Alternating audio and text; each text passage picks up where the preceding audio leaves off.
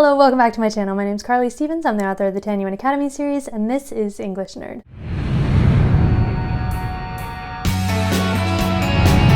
So, welcome to this bonus video. It's story time with Stevens. Today I'm going to be reading The Gift of the Magi by O. Henry, specifically the edition that's illustrated by P.J. Lynch, which is absolutely gorgeous. I'm going to have the link below to buy it for yourself, but get a blanket, get a holiday cookie and a cup of hot chocolate, and join me for The Gift of the Magi. I have to show you all of the illustrations because they are just so beautiful. This is one of my favorite Christmas stories. $1.87, that was all, and 60 cents of it was in pennies. Pennies saved 1 and 2 at a time by bulldozing the grocer and the vegetable man and the butcher until one's cheeks burned with the silent imputation of parsimony that such close dealing implied. 3 times Della counted it, $1.87, and the next day would be Christmas. There was clearly nothing to do but flop down on the shabby little couch and howl, so Della did it. Which instigates the moral reflection that life is made up of sobs, sniffles, and smiles, with sniffles predominating. While the mistress of the home is gradually subsiding from the first stage to the second, take a look at the home. A furnished flat at $8 per week.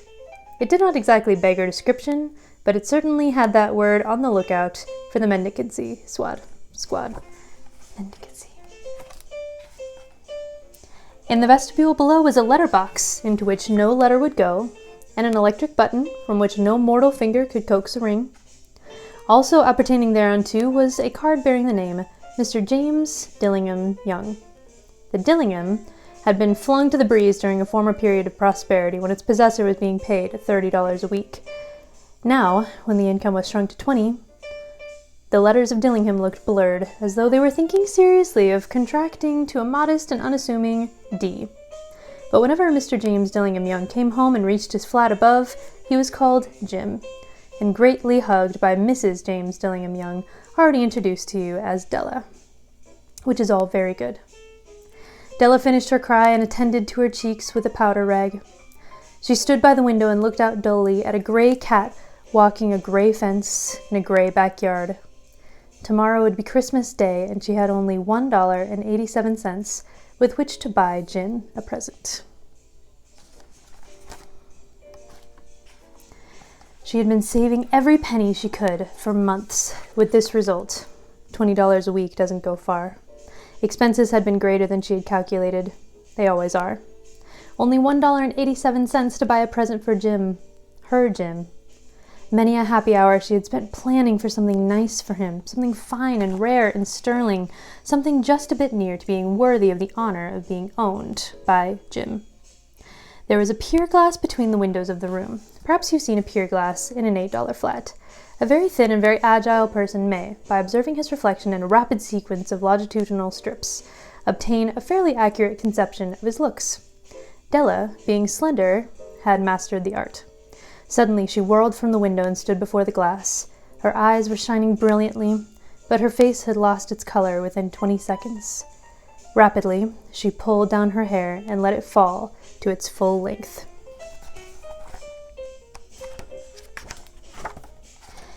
Now there were 2 possessions of the James Dillingham Youngs, in which they both took mighty pride. One was Jim's gold watch that had been his father's and his grandfather's. The other was Della's hair. Had the Queen of Sheba lived in the flat across the air shaft, Della would have let her hair hang out the window some day to dry, just to depreciate Her Majesty's jewels and gifts. Had King Solomon been the janitor, with all his treasures piled up in the basement, Jim would have pulled out his watch every time he passed, just to see him pluck at his beard from envy. So now Della's beautiful hair fell about her, rippling and shining like a cascade of brown waters. It reached below her knee and made itself almost a garment for her. And then she did it up again nervously and quickly. Once she faltered for a minute and stood still while a tear or two splashed on the worn red carpet. Just beautiful. On went her old brown jacket, on went her old brown hat. With a whirl of skirts and with a brilliant sparkle still in her eyes, she fluttered out the door and down the stairs to the street.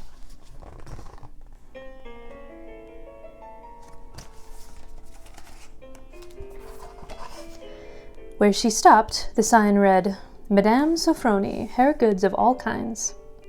One flight up, Della ran and collected herself, panting. Madame, large, too white, chilly, hardly looked the Sofronie. Will you buy my hair? Asked Della. I buy hair, said Madame. Take your hat off and let's have a sight at the looks of it. Down rippled the brown cascade.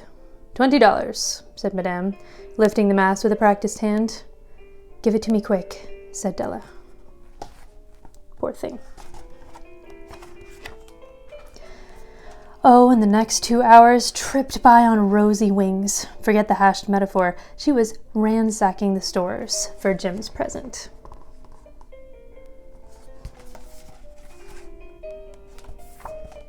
She found it at last. It surely had been made for Jim and no one else. There was no other like it in any of the stores, and she had turned all of them inside out. It was a platinum fob chain, simple and chaste in design, properly proclaiming its value by substance alone and not by meretricious ornamentation, as all good things should do. It was even worthy of the watch.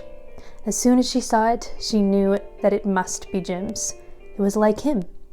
Quietness and value. The description applied to both. $21 they took from her for it, and she hurried home with the 87 cents. With that chain on his watch, Jim might be properly anxious about the time in any company. Grand as the watch was, he sometimes looked at it on the sly on account of the old leather strap that he used in place of a chain.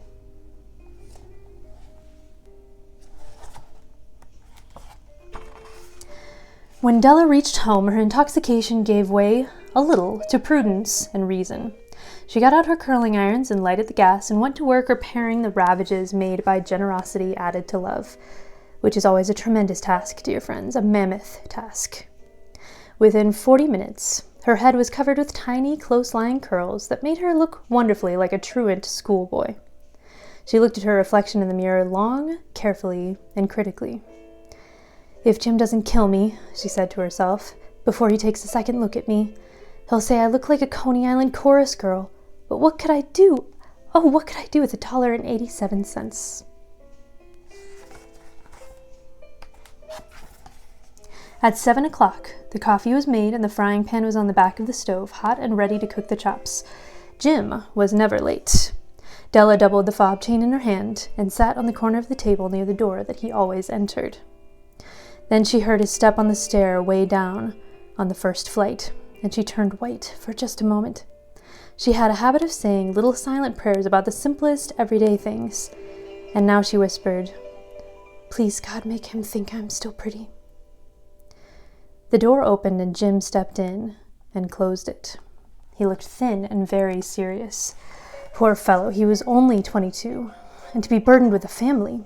He needed a new overcoat, and he was without gloves. Jim stopped inside the door, as immovable as a setter at the scent of quail. His eyes were fixed upon Della, and there was an expression in them that she could not read, and it terrified her. It was not anger, nor surprise, nor disapproval, nor horror, nor any of the sentiments that she had been prepared for. He simply stared at her fixedly with that peculiar expression on his face. Della wriggled off the table and went for him. "Jim, darling," she cried, "don't look at me that way. I had my hair cut off and sold it because I couldn't have lived through Christmas without giving you a present. It'll grow out again. You won't mind, will you? I just had to do it. My hair grows awfully fast. Say Merry Christmas, Jim, and let's be happy. You don't know what a beautiful, nice gift I've got for you."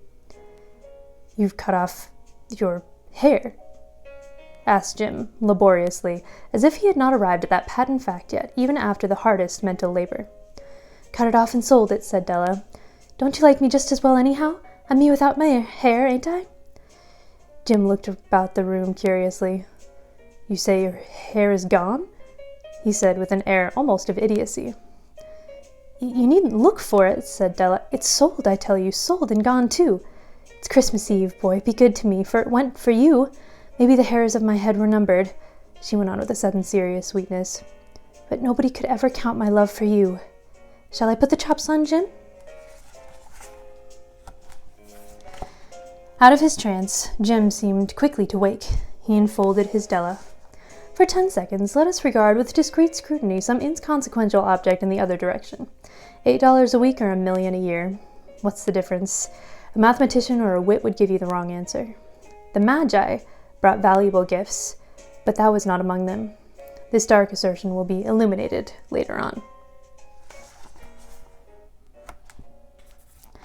Jim drew a package from his overcoat pocket and threw it upon the table. "Don't make any mistake, Dell," he said, "about me. I don't think there's anything in the way of a haircut or a shave or a shampoo that can make me like my girl any less. But if you'll unwrap that package, you may see why you had me going a while at first." White fingers and nimble tore at the string and paper, and then an ecstatic scream of joy, and then, alas, a quick feminine change to hysterical tears and wails, necessitating the immediate employment of all the comforting powers of the lord of the flat. For there lay the combs, the set of combs side and back that Della had worshipped for long in a Broadway window. Beautiful combs, pure tortoiseshell, with jeweled rims, just the shade to wear in that beautiful, vanished hair. They were expensive combs, she knew, and her heart had simply craved and yearned over them without the least hope of possession. And now they were hers, but the tresses that should have adorned the coveted adornments were gone. But she hugged them to her bosom, and at length she was able to look up with dim eyes and a smile and say, "My hair grows so fast, Jim."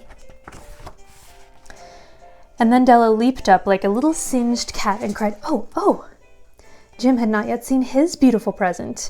She held it out to him eagerly upon her open palm. The dull, precious metal seemed to flash with the reflection of her bright and ardent spirit. "Isn't it a dandy, Jim? I hunted all over town to find it. You'll have to look at the time 100 times a day now. Give me your watch. I want to see how good it looks on it."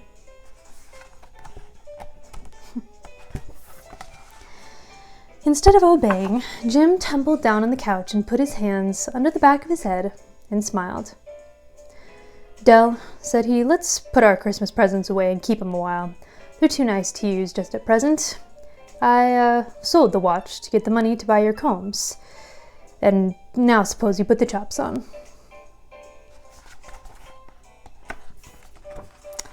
The Magi, as you know, were wise men, wonderfully wise men, who brought gifts to the babe in the manger. They invented the art of giving Christmas presents. Being wise, their gifts were no doubt wise ones, possibly bearing the privilege of exchange in case of duplication. And here I have lamely related to you the uneventful chronicle of 2 foolish children in a flat who most unwisely sacrificed for each other the greatest treasures of their house. But in a last word to the wise of these days, let it be said that of all who give gifts, these 2 were the wisest. Of all who give and receive gifts, such as they are the wisest. Everywhere they are wisest. They are the Magi. The end. Gets me every time. I hope you enjoyed this Storytime with Stevens, this kind of special bonus video. If you liked it, be sure to subscribe for more English nerdy goodness, and share the joy of the holidays with somebody that you love. Okay, that's all. I'll see you on Monday. Bye.